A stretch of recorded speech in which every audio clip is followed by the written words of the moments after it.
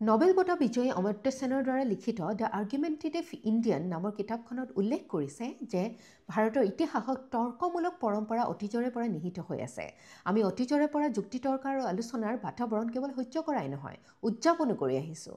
সেই কথা আমি মৰ্মে মৰ্মে উপলব্ধি কৰোঁ যেতিয়া আমি মহাভাৰত, ৰামায়ণৰ দৰে আদি গ্ৰন্থসমূহ অধ্যয়ন কৰোঁ আৰু লগতে আমাৰ স্বাধীনতা সংগ্ৰাম আৰু আমাৰ ভাৰতীয় সংবিধানখন লিপিবদ্ধ কৰাৰ ক্ষেত্ৰতো তাৰ তাৎপৰ্য দেখা পাওঁ।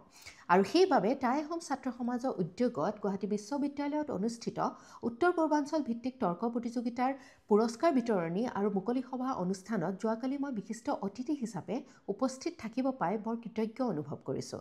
ছাত্ৰ সমাজৰ এনে এক পদক্ষেপ সঁচাকৈয়ে বৰ শলাগ ল'বলগীয়া, কাৰণ এনে এক অনুষ্ঠানত যিসকলে অংশগ্ৰহণ কৰে তেখেতসকলৰ মাজত বিশ্লেষাত্মক আৰু সমালোচনাত্মক চিন্তাধাৰা, যুক্তিসংগত দৃষ্টিভংগী, তথ্য আৰু প্ৰমাণ সহকাৰে ধাৰণাসমূহ ফলপ্ৰসূভাৱে প্ৰকাশ কৰাৰ প্ৰচেষ্টাত ছাত্ৰ-ছাত্ৰীৰ আত্মবিশ্বাস আৰু ব্যক্তিত্ব যথেষ্ট বিকাশিত হয়। ইয়াৰ দ্বাৰা আমাৰ বৌদ্ধিক সমাজখনো বহুখিনি সমৃদ্ধ হয়। তৰ্ক প্ৰতিযোগিতাত কোন জয়ী হৈছে সেয়া বেছি ডাঙৰ কথা নহয়। এনে প্ৰতিযোগিতাত অংশগ্ৰহণ কৰাটো বহুত বেছি গুৰুত্বপূৰ্ণ। বিশেষকৈ বিভিন্ন জাতি জনজাতি আৰু সংস্কৃতিৰ সমৃদ্ধ অসমৰ দৰে বৈচিত্ৰ্যময় অঞ্চলত আমাৰ সমাজত বিভিন্ন মতামতৰ প্ৰতি সহনশীলতা থকাটো খুবেই প্ৰয়োজনীয়।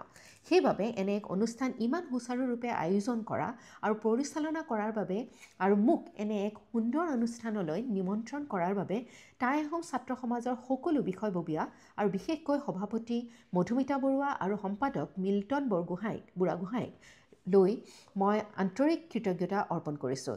ইয়াৰ দ্বাৰা প্ৰতিফলিত হয় যে আপোনালোকৰ সমাজৰ প্ৰতি থকা দায়বদ্ধতা আৰু সফলতাৰে আগুৱাই যাওক তাৰেই কামনা কৰিলোঁ। ধন্যবাদ।